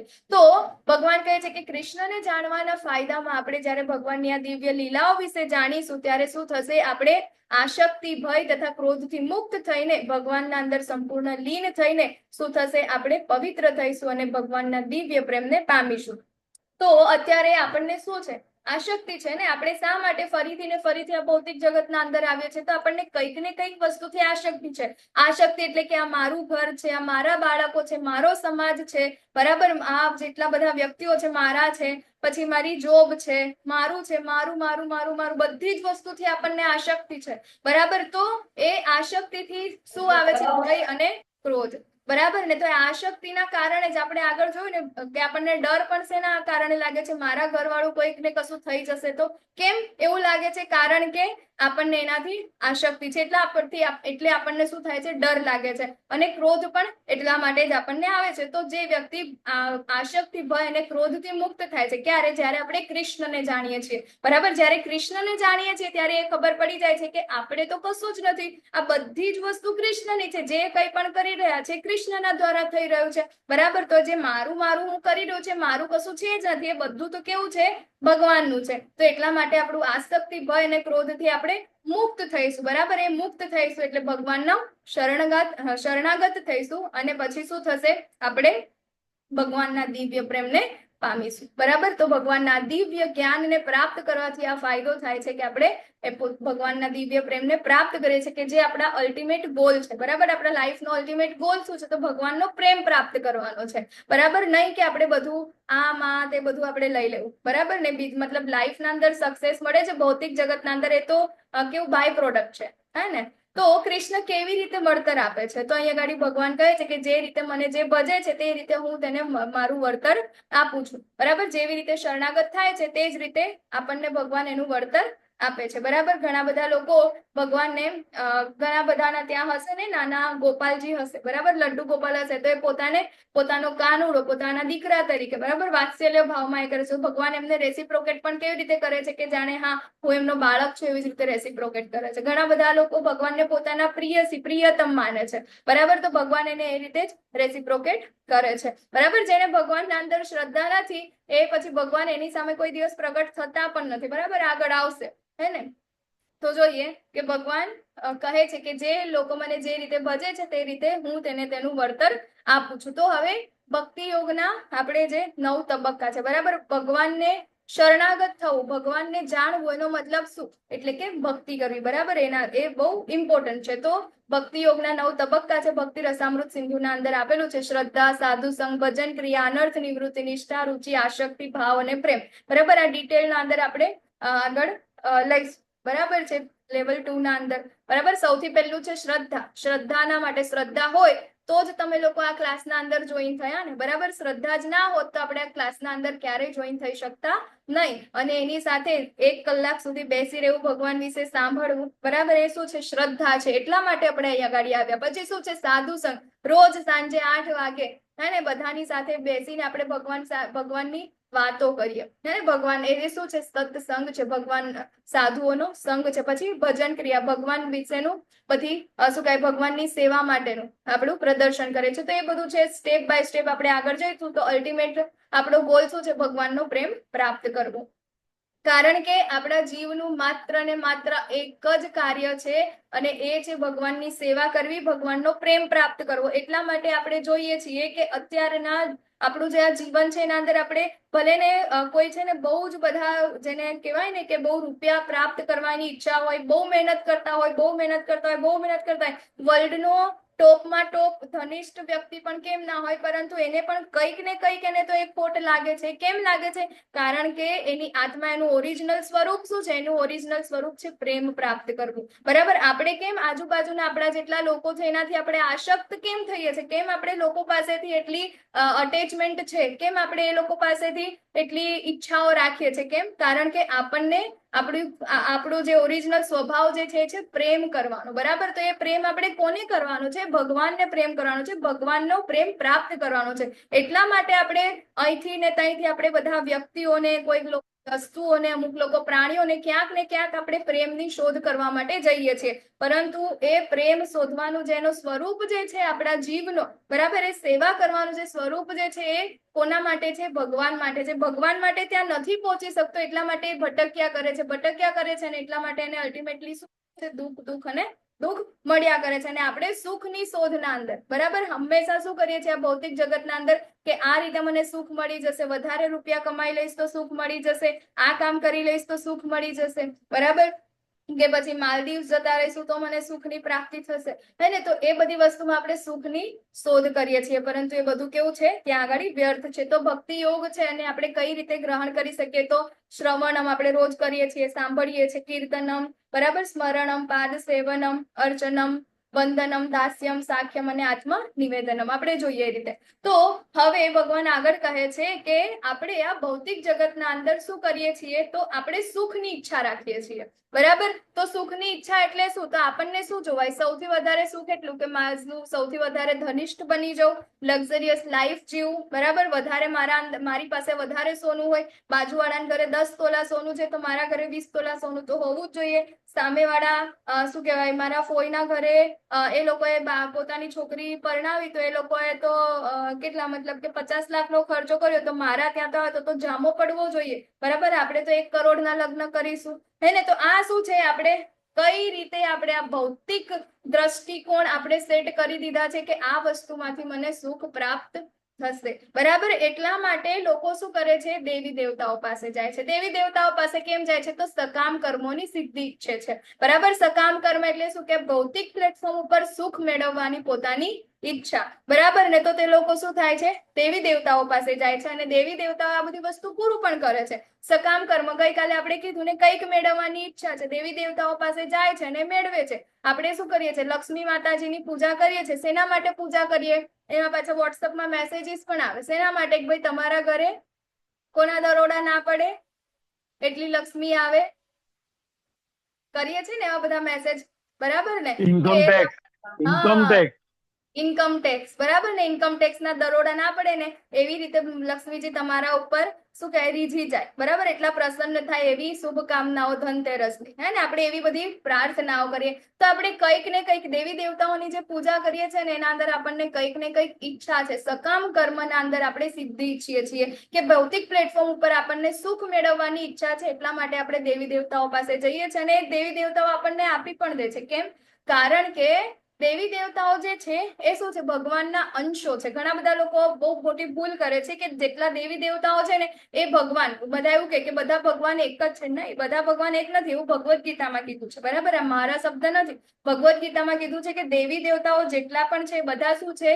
ભગવાનના અંશો છે, ભગવાન નથી, બરાબર, પરંતુ ભગવાને નિમેલા અધિકારીઓ છે કે એ લોકોને ભૌતિક દ્રષ્ટિએ એમને અમુક શક્તિઓ આપેલી છે, બરાબર ને. તો ભગવાન શું કહેવાય, જે અમુક શક્તિઓ એ ગમે ત્યાંથી અલોપ થઈ શકે છે, બરાબર, એ લોકો કઈ પણ એ વસ્તુ આપણી પાસે જે નથી એ વસ્તુ એ લોકો કરી શકે, મતલબ એક વિશિષ્ટ પ્રકારની શક્તિ ભગવાને એ લોકોને આપેલી છે. કેમ આપેલી છે? કારણ કે આ સંસારનું નિયમન કરવાનું છે, એટલા માટે એ લોકો પણ શું કરે છે? ભગવાનની સેવામાં હંમેશા ત્યાં આગળ એ લોકો સેવામાં રહે છે, બરાબર. તો આપણે જયારે દેવી દેવતા, તો એનો મતલબ શું? આપણે દેવી દેવતાઓને નહીં પૂજવાના? નહીં, જવાનું, દેવી દેવતાઓ પાસે જવાનું, પરંતુ શું લઈને જવાનું? બરાબર. તો દેવી દેવતાઓ જે છે એ પણ ભગવાનની સેવા કરે છે, એ પણ ભગવાનના પરમ ભક્ત છે, પરમ વૈષ્ણવો છે. તો એ લોકો કોને પ્રેમ કરે છે? એ પણ ભગવાન કૃષ્ણને, ભગવાનને એ લોકો પણ પ્રેમ કરે છે. તો આપણે કોઈ વ્યક્તિ પાસે જઈએ, બરાબર, અને એ વ્યક્તિને આપણે એના વિશે કહીએ કે ભાઈ તમે કેટલા સુંદર છો, આમ છો, તેમ છો, તો એ ખુશ થશે, એ ના નહીં પાડે, તમને તે જે માંગશો ને એ તમને આપશે પણ ખરા. પરંતુ તમને ખબર હોય કે આ વ્યક્તિ કોને પ્રેમ કરે છે અને એ વ્યક્તિની તમે એની આગળ ત્યાં શું કહેવાય સારી સારી વસ્તુ કહેશો, એની સ્તુતિ અને ગાન કરશો ને તો એ વ્યક્તિ એનાથી પણ વધારે ખુશ થઈ જશે, બરાબર ને. તો એવી જ રીતે દેવી દેવતાઓ પણ કોને પ્રેમ કરે છે? એ પણ ભગવાનને, એ પણ ભગવાનની સેવામાં છે, ભગવાનને પ્રેમ કરે છે. જ્યારે આપણે દેવી દેવતાઓ પાસે જઈએ છીએ ત્યારે આપણે હંમેશા શું કરવું જોઈએ? ભગવાનના ગુણગાન કરવા જોઈએ અને એમની પાસે શું માંગવું જોઈએ? ભૌતિક દ્રષ્ટિકોણથી માંગવું જોઈએ નહીં. આપણે શું માંગવું જોઈએ? કે તમે અમને ભક્તિ આપો, બરાબર ને. એ આપીશું ત્યારે દેવી દેવતાઓ ઓટોમેટિક પ્રસન્ન થશે, બરાબર ને.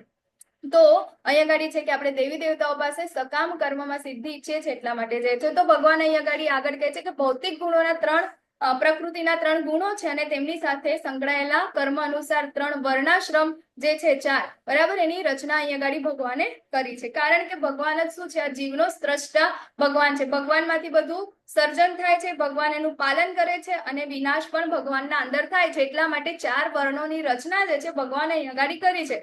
બહુ જળહળતો પ્રશ્ન છે, ઘણા બધા લોકોને આનાથી ભગવાન કૃષ્ણ પ્રત્યે નફરત પણ થઈ છે, બરાબર ને, કે છે કે ભાઈ ભગવાને તો આવી રીતે શું કર્યું છે કે આની રચના કરી વર્ણાશ્રમ ધર્મની, બરાબર, પરંતુ વર્ણાશ્રમ ધર્મની રચના ભગવાને એમના ગુણ અને કર્મ પ્રમાણે કરી છે, નહીં કે જન્મ પ્રમાણે, બરાબર. બ્રાહ્મણ, ક્ષત્રિય, વૈશ્ય અને શૂદ્ર, જે બ્રાહ્મણ છે એના અંદર સત્વ ગુણ વધારે છે, એટલે એના અંદર એ શું કરે છે? તો એ આપણે જોઈએ તો અત્યારે જેટલા પણ લોકો શું કહેવાય ટીચિંગની સાથે સંકળાયેલા છે, બરાબર, એ લોકો એ સારું ટીચિંગ કરી શકે છે, લોકોને સારું જ્ઞાન આપી શકે છે, તો એ લોકો કઈ કેટેગરીમાં આવશે? બ્રાહ્મણની કેટેગરીમાં આવશે. પછી જે લોકો શું કહેવાય ક્ષત્રિય છે, બરાબર, એટલે કે દેશની રક્ષા કરે છે, આપણે આર્મીની વાત કરીએ, બરાબર ને, તો આર્મી જે કેટેગરી છે એમાં આપણે મૂકીએ ને એક ક્ષત્રિયના અંદર. પછી વૈષ્ણવ, બિઝનેસ ક્લાસ જેટલા પણ છે એ બધા શેમાં આવશે? વૈશ્યમાં આવશે. અને લેબર વર્ગ, બરાબર, તો એ બધાને આપણે શેમાં મૂકીશું? તો એ છે આપણા શુદ્ર, બરાબર ને. તો આ 4 વર્ણ જે છે પોતાને મળેલા ગુણ આધાર, એટલે કે બ્રાહ્મણને મળ્યો છે શું? સત્વગુણ એના અંદર પ્રધાન છે. પછી ક્ષત્રિયના અંદર રજોગુણ પ્રધાન છે. પછી વૈશ્યના અંદર રજોગુણ અને તમોગુણનું મિશ્રણ છે અને જે શુદ્ર છે એના અંદર તમોગુણ વધારે છે. તો એ પ્રકારે એ લોકો શું કરે છે? કર્મ કરે છે અને એ કર્મ કરી અને એને શું કરવાનું છે? ભગવાનની પ્રાપ્તિ કરવાની છે, બરાબર ને. તો અહીંયા આગળ ભગવાને આપણને આ કર્મ એની રચના શા માટે કરી છે? કેમ જાતિ વ્યવસ્થા બનાવી? તો આપણે બધા કેવા છીએ? બદ્ધ જીવ છે અને બદ્ધ જીવ ખાલી આપણે મનુષ્ય એકલા નથી, પરંતુ આ બ્રહ્માંડના અંદર જેટલા પણ જીવો જે છે એ બધા કેવા છે? બદ્ધ છે, બરાબર. તો એની સાથે આપણે પશુઓની, પ્રાણીઓ બધા આવી જાય. તો આપણી પણ સરખામણી શેની સાથે થાય છે? પશુઓની સાથે જ થાય છે. તો એટલા માટે ભગવાને જાતિ વ્યવસ્થા બનાવી કે જેના કારણે આપણે પશુઓથી એક સ્ટેપ ઉપર જઈએ, બરાબર, અને આપણે ભગવત પ્રાપ્તિ કરી શકીએ. એટલા માટે ભગવાને અહીંયા આગળ શું કર્યું છે? વર્ણ વ્યવસ્થા બનાવી છે. તો ભગવાન કૃષ્ણ એ પણ વર્ણાશ્રમ વ્યવસ્થામાં આવે છે, નહીં. બરાબર, ભગવાન કૃષ્ણએ વર્ણાશ્રમ વ્યવસ્થામાં આવતા નથી, કારણ કે એમને અહીંયા ગાડી શું કર્યું છે, એમને એની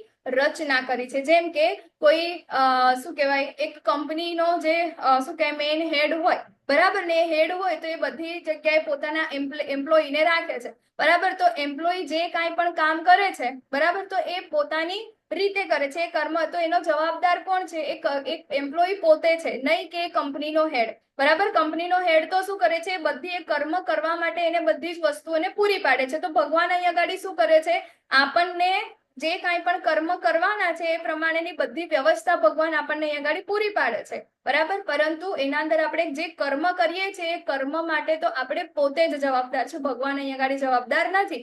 માટે આ કૃષ્ણ ભગવાન જે છે એ વર્ણાશ્રમ વ્યવસ્થામાં આવતા નથી, અને ભગવાન અહીંયા ગાડી કહે છે કે મને કોઈ કર્મ પ્રભાવિત કરતું નથી અને મને કર્મના ફળની આકાંક્ષા પણ નથી, બરાબર. તો અહીંયા ગાડી આપણે સમજવું જોઈએ કે ભગવાનને કોઈ પણ કર્મ લાગતા નથી. એટલા માટે આપણે જે કાંઈ પણ કર્મ કરીએ છીએ જો ભગવાનને સેન્ટરમાં રાખીને ભગવાન માટે કરીશું તો એ કર્મના બંધન આપણને નહીં લાગે, બરાબર. તો એટલા માટે જ કહે છે કે ભગવાનને કોઈ કર્મ પ્રભાવિત કરતું નથી અને ભગવાનને કોઈ કર્મના ફળની ઈચ્છા પણ નથી, બરાબર. જે કાંઈ પણ અહીંયા ગાડી ભગવાન કરે છે એવું નથી કે મારું નામ થાય કે આમ છે તેમ છે, એટલા માટે અહીંયા ગાડી ભગવાન કંઈ પણ કરતા નથી. એમને કોઈ કર્મના ફળની ઈચ્છા નથી. એ તો કેવા છે, તો રાજા છે, બરાબર. બધી જ વસ્તુના સર્જનહાર છે, પૂર્ણ પુરુષોત્તમ ભગવાન છે, એમને કોઈ વસ્તુની જરૂર નથી, બરાબર. એમની પાસે તો બધું ખાલી આમ કરે ને બધું આવી જાય, હે ને. તો હવે અહીંયા ગાડી જોઈએ તો આપણે કેમ કર્મના બંધનના અંદર બંધાઈએ છીએ, તો કર્મની આટીઘૂટીને સમજવી ઘણી મુશ્કેલ હોય છે. માટે મનુષ્યએ કર્મ શું છે, વિકર્મ શું છે, નકર્મ શું છે તે સારી રીતે જાણવું જોઈએ, બરાબર. તો ગઈકાલે પણ આપણે જોયું, હે ને, 4 પ્રકારના કર્મ આપણે જોયા. એના અંદર બરાબર સકામ કર્મ છે કર્મ, સકામ કર્મ કે જેના અંદર ભૌતિક પ્લેટફોર્મ પર જે કાંઈ પણ કામ કરીએ અને એના અંદર આપણને કંઈક મેળવવાની ઈચ્છા હોય એને આપણે સકામ કર્મ કહીએ છીએ. પછી વિકર્મ એટલે શું કે શાસ્ત્રોના વિરુદ્ધના અંદર જે કામ, બરાબર, શાસ્ત્રોમાં જે નિયમો આપેલા છે નિયમોની વિરુદ્ધ આપણે જે કામ કરીએ એ વિકર્મ છે. અને અકર્મ શું છે, અકર્મ એટલે ભગવાન માટે કરેલું કાર્ય, બરાબર, કે જેના અંદર કોઈ ફળની ઈચ્છા નથી, કંઈ જ નથી, માત્ર ને માત્ર ભગવાનની સેવા, ભગવાનની પ્રસન્નતા માટે કરવામાં આવેલું કાર્ય. ભોગ લગાવવું, ભગવાનની સેવા કરવી, સફાઈ કરવી, માળા કરવી, શ્રવણમ કરવું, બરાબર. આ બધી જ વસ્તુ શું છે, અકર્મ છે, કે જેના આપણને બંધન લાગતા નથી. તો કૃષ્ણ ભાવના મૃત એટલે શું, તો કૃષ્ણ ભાવના એટલે કે આપણી ચેતના જે છે એ આપણે શું કરવાની છે, ભગવાનમાં લગાડવાની છે. એટલે આપણા દરેક કર્મ કેવા થઈ જશે, અકર્મ થઈ જશે. કંઈ પણ કાર્ય કરીએ એના પહેલા આપણે ભગવાનને એને અર્પણ કરીએ છીએ. અહીંયા ગાડી એક માતાજી કીધું હતું ને કે કંઈ પણ લાવીએ છીએ ને, ઇવન બાળકો પણ લઈને આવે છે ને તો પહેલા અમે ભગવાનને અર્પણ કરીએ છીએ. ઘણા બધા લોકો છે ઇવન કંઈ પણ નવી વસ્તુ લાવે ને, મોબાઈલ લાવે, આ નાનામાં નાની વસ્તુ લાવે ને, બાળકો ચોપડા લાવે, પેન લાવે, કંઈ પણ લાવે તો પહેલા ભગવાનને અર્પણ કરે, બરાબર. એના પછી એ લોકો પોતાના યુઝમાં એ લોકો લેતા હોય છે. એના માટે કે ભગવાન આ તમારું છે, બરાબર, ભગવાનની પ્રસન્નતા માટે, હે ને. તો એ છે અકર્મ છે. તો કર્મ, વિકર્મ અને અકર્મ એ આપણને ખબર છે. તો ભગવાન કહે છે હવે કે આગળ આ જે જ્ઞાન જે છે, બરાબર, અહીંયા ગાડી આપણને કહી તો દીધું, એક પણ જ્ઞાન આપણને મળશે કેવી રીતે, બરાબર. તો અહીંયા ગાડી કીધું છે કે તદ વિદ્ધિ પ્રણિપાતેન પરિપ્રશ્નેન સેવયા, બરાબર, ઉપદેક્ષ્યંતિ તે જ્ઞાનમ જ્ઞાનીનઃ તત્વ દર્શિનઃ, કે તારે સદગુરુના શરણે જવું જોઈએ, બરાબર. સદગુરુના શરણે જઈને આપણે વિવેકથી વિનમ્ર થઈને આપણે શું કરવા જોઈએ, ત્યાં આગળ પ્રશ્ન પૂછવા જોઈએ. અને પછી એ ગુરુ શું કરશે, આપણા ઉપર પ્રસન્ન થઈને આપણને શું કરશે, જ્ઞાન આપશે, જ્ઞાન ઉપદેશ કરી શકશે. કેમ, કારણ કે એને જ સત્યનું દર્શન કરેલું છે, બરાબર. તો પરંપરાના અંદર જેટલા પણ આવે છે આપણા ગુરુઓ છે, આપણે અહીંયા આગળ શું કહે છે કે એના ત્યાં આપણે શું કરવું જોઈએ, શરણાગત થવું જોઈએ. એટલે ગુરુ વગર આપણને જ્ઞાન પ્રાપ્ત થશે નહીં, બરાબર ને. તો ગુરુ બહુ ઇમ્પોર્ટન્ટ છે જીવનના અંદર, અને એટલા માટે કહે છે કે ગુરુના શરણે આપણે જવું જોઈએ અને એ જ આપણને જ્ઞાન આપશે. અને એનાથી જ આપણું જે આ જ્ઞાન જે છે એના ઉપર આપણે આરૂઢ થઈને આપણે આપણી ભક્તિ કરી શકીશું, બરાબર. તો હવે અહીંયા આગળ કહે છે કે આપણને થાય કે ભાઈ આપણે તો પાસ્ટ લાઈફમાં કેટલા બધા એવા કર્મ કર્યા છે, તો હવે તો ક્યાં સુધી આના ક્યારે કેટલા જન્મો સુધી તો આ પાપ ભોગવવા પડશે, આ તે બધું, બરાબર ને. તો એવા પ્રશ્ન હોય તો અહીંયા આગળ ભગવાન એનો પણ આન્સર આપે છે કે જો તને બધા પાપીઓમાં પણ સૌથી મોટો પાપી ગણવામાં આવે ને તો એ તું જ્યારે દિવ્ય જ્ઞાન રૂપી નૌકામાં સ્થિત થઈશ ને ત્યારે દુઃખોના સાગરને પાર કરી શકીશ, બરાબર. ગુરુનું કેટલો ઇમ્પોર્ટન્ટ રોલ છે. જ્યારે આપણે ગુરુના સદગુરુના શરણે જઈશું, સદગુરુ એટલે કે જે પરંપરામાં આવે છે, બરાબર, બીજા કોઈ સદગુરુ નહીં, પરંપરામાં આવતા ઓથેન્ટિક ગુરુના શરણે આપણે જઈએ અને એ આપણને જે કાંઈ પણ જ્ઞાન આપે છે, જે કાંઈ પણ નિયમ આપે છે, એને આપણે જ્યારે ફોલો કરીશું એ આપણે શું થઈશું, આપણને જ્ઞાન પ્રાપ્ત થશે. એ જ્ઞાન આપણે જ્યારે પ્રાપ્ત થઈશું તો આપણને ભક્તિ પ્રાપ્ત થશે અને આપણે જ્યારે આ નૌકામાં સવાર થઈશું તો ભલે ગમે તેટલા આપણે ખરાબ કાર્યો, પાપો, એકદમ શું કહેવાય, ખરાબમાં ખરાબ પાપ પણ કેમ ના કર્યા હોય, તેમ છતાં આપણે શું થઈશું, આપણે ભગવત પ્રાપ્તિ કરી શકીશું. પ્રભુપાદ છે ને આપણે પાશ્ચાત્ય દેશોના અંદર ગયા હતા, ત્યાં આગળ તો શુદ્ર કરતા પણ નીચલી કેટેગરી, ત્યાં કે મ્લેચ્છ કહેવાય એ લોકોને, બરાબર, કે એ લોકો એક વસ્તુ એમને બાકી નથી રાખી, હે ને, કે રોજ માંસ ખાય ને પછી શું કહે, એકબીજાને મારે ને ડ્રગ્સ ને આ ને તે ને લોકોને શું કહે હેરાન કરવાનું, આ જ બધા એ લોકોના કામ. અને એમને પ્રભુપાદે શું કર્યું, બુદ્ધિ આપી, બરાબર, એમને જ્ઞાન આપ્યું, ભગવદ્ ગીતાનું જ્ઞાન આપ્યું, ભાગવતમનું જ્ઞાન આપ્યું અને એ લોકોને વૈષ્ણવ બનાવ્યા, બરાબર ને. તો એવું ક્યાંય નથી કે આપણે શું કહેવાય કંઈ પણ કર્યું હોય, પરંતુ જ્યારે આપણે ગુરુના શરણમાં જઈએ છીએ ત્યારે આપણે આ દુઃખોના સાગરને પાર કરી શકીએ છીએ, બરાબર. તો એના માટે એક અહીંયા ગાડી આપણને એક સ્ટોરી પણ છે. મૃગારી નામનો એક શિકારી છે, બરાબર ને. તો એ શિકારી શું કરતા, તો બધા પશુઓને અધમુઆ કરી નાખે. તો એક દિવસ ત્યાં આગળ નારદ મુનિ આવે છે અને એને જુએ છે તો હસે છે કે ભાઈ આ પરિસ્થિતિ તારી પણ નેક્સ્ટ બર્થના અંદર આવી થશે કે જે તું, પરંતુ એટલું હશે પશુની જગ્યાએ તું હોઈશ ને આ પશુઓ તારો વધ કરશે, બરાબર. તો એવું જાણે છે એટલે પછી આ મૃગારી જે છે એ નારદ મુનિના શરણાગત થાય છે, બરાબર. અને મૃગારીમાંથી શું બને છે, એક સાધુ બને છે, બરાબર. તો આવા કેટલા હે ને અધમમાં અધમ પાપ કરેલા વ્યક્તિ પણ જ્યારે ગુરુના શરણાગત થાય છે અને એમને જે ઉપદેશ આપે છે એ ઉપદેશને જ્યારે ફોલો કરે છે શ્રદ્ધા રાખીને, બરાબર. ગુરુના અંદર શ્રદ્ધા હોવી ખૂબ ઇમ્પોર્ટન્ટ છે, હે ને. તો શ્રદ્ધા વગર આપણે કંઈ પણ કરીશું તો કંઈ નહીં થાય, પછી આપણે શિકારીના શિકારી, પાપીના પાપી જ રહીએ, બરાબર. તો શ્રદ્ધા રાખીને આપણે જે ઉપદેશ આપે છે એને આપણે ફોલો કરીશું તો શું થશે, એ અવશ્ય આ ભૌતિક જગતને પાર કરી શકે છે, બરાબર. માટે અહીંયા ગાડી જે કીધું એ જ કે જેને શ્રદ્ધા નથી એવા અજ્ઞાની લોકો, એ લોકો માટે તો આ લોકમાં શું, પરંતુ બીજા ત્રણેય લોકમાં, કોઈ લોકના અંદર એ લોકોને શાંતિ હોતી નથી. ઘણા બધા લોકો કે ભાઈ તમારી ભગવદ્ ગીતા તો આવી છે એને ના વંચે, બરાબર. તમે તો ખાલી એવું જ કહો છો કે ભગવાન કૃષ્ણ જે ભગવાન છે, બીજું કાંઈ નથી, પરંતુ એ ગાડી લોકો પોતા શું કહેવાય, પ્રભુપાદ પોતે કે કોઈ એવું પોતાના અંદર કોઈ એવા વર્ડ્સ નથી. અહીંયા ગાડી ભગવાને જે કીધું છે, જે પરંપરામાં આવ્યું છે એનું એ જ છે, બીજું કાંઈ જ નથી. એ તો એના માટે આપણે શ્રદ્ધા રાખવી બહુ જરૂરી છે, બરાબર. શ્રદ્ધા ખૂબ ઇમ્પોર્ટન્ટ છે. શ્રદ્ધા વગર આપણે આગળ એક પગલું પણ ભરી શકતા નથી. ઇવન આપણે ભૌતિક જગતના અંદર પણ, બરાબર, આપણને ટીચર શીખવાડતા હોય ને કઈ પણ વસ્તુ તો આપણે એને કેવું એઝ ઇટ ઇઝ માની લઈએ કે ના, જે ટીચર ભણાવે છે એ સાચું જ છે. આપણે એમને પૂછવા જઈએ કે આવું જ કેમ છે, 1 + 1 2 જ કેમ છે, 1 + 1 3 કેમ નથી, 1 પછી જ 2 કેમ આવે છે, 2 પહેલા 1 કેમ, 2 પછી 1 કેમ ના આવે. આપણે એ લોકોને એવો પ્રશ્ન પૂછીએ છીએ, નથી પૂછતા. આપણે એ લોકો જે આપણને કહે છે એવું આપણે માની લઈએ છીએ અને એ માની લીધું ત્યારે અત્યારે આપણે આટલા શિક્ષિત અને આટલી સારી પોસ્ટ ઉપર છીએ ને, બરાબર. તો આપણને ભૌતિક જગતના ગુરુઓ ઉપર, ભૌતિક જગતના શિક્ષકો ઉપર આપણને એટલી શ્રદ્ધા હોય તો પછી આપણે આપણા શાસ્ત્રો ઉપર, પછી આપણા જે પરંપરા છે એ લોકો ઉપર આપણને શ્રદ્ધા હોવી ખૂબ જરૂરી છે. જો શ્રદ્ધા નહીં હોય તો ભગવાન જ અહીંયા ગાડી કહે છે કે તેનું પતન તો નિશ્ચિત છે. અને આવા લોકો માટે કોઈ જ, એટલે કોઈ લોકમાં સુખ નથી કે પરલોકમાં પણ કોઈ સુખ નથી, બરાબર. તો આવા સંશયગ્રસ્ત વ્યક્તિઓ છે એ લોકો માટે કોઈ પણ જગ્યાએ શાંતિ નથી. માટે ભગવાન અહીંયા ગાડી કહે છે કે અજ્ઞાનવશ તારા હૃદયમાં જે સંદેહ ઉત્પન્ન થાય છે તેને જ્ઞાન રૂપી શસ્ત્ર વડે, ગાડી શત્રુ છે પણ એને છે શસ્ત્ર વડે કાપીને યોગારૂઢ થઈને ઉઠ અને યુદ્ધ કર, બરાબર. તો હવે આપણા અંદર જેટલું પણ અજ્ઞાન છે, બરાબર, અત્યાર સુધી જેટલું અજ્ઞાન હતું એને ભગવાન કૃષ્ણ, પૂર્ણ પુરુષોત્તમ પરમેશ્વર, કે ભક્તિ કરવી કે ના કરવી, ભગવદ્ ગીતાનો સાર શું છે, ભગવદ્ ગીતા અલ્ટિમેટ એક જ વસ્તુ શીખવે છે કે ભક્તિ કરો, બરાબર. ભક્તિ કરીને લાઈફનો અલ્ટિમેટ ગોલ જે છે એ કેવું કરવાનો છે, કૃષ્ણ પ્રેમ પ્રાપ્ત કરવાનો છે, બરાબર. ભગવત ધામ પ્રાપ્ત કરવાનું છે. તો એ આપણને જો ના ખબર હોય, બરાબર, તો એ કહેશું ક્યારે ના ખબર હોય, આપણે અજ્ઞાની હોય ત્યારે. તો હવે આપણને જ્ઞાન મળ્યું છે તો આપણા હૃદયના અંદર જેટલા પણ સંદેહ જે છે એને આપણે શેનાથી કાપવાના છે, તો આ જ્ઞાન જે મળ્યું છે એના શસ્ત્ર વડે આપણે એને કાપી નાખવાના છે અને યોગા રૂઢ થવાનું છે, બરાબર. યોગ એટલે શું, યોગ એટલે જોડાવું, કોની સાથે, ભગવાનની સાથે જોડાવું, બરાબર. તો દિવ્ય જ્ઞાન જો આપણા યોગ જે છે, બરાબર, તો એ જ્ઞાનને આપણે ભગવાન સાથે આપણે જે કાંઈ પણ કરીએ છીએ એની સાથે જોડી અને કે છે કે ઉઠ અને યુદ્ધ કર. અહીંયા ગાડી આપણું ચેપ્ટર 4 જે છે કમ્પ્લીટ થાય છે. વાંછા કલ્પતરુભ્યશ્ચ કૃપા સિંધુભ્ય એવ ચ પતિતાનાં પાવનેભ્યો વૈષ્ણવેભ્યો નમો નમઃ.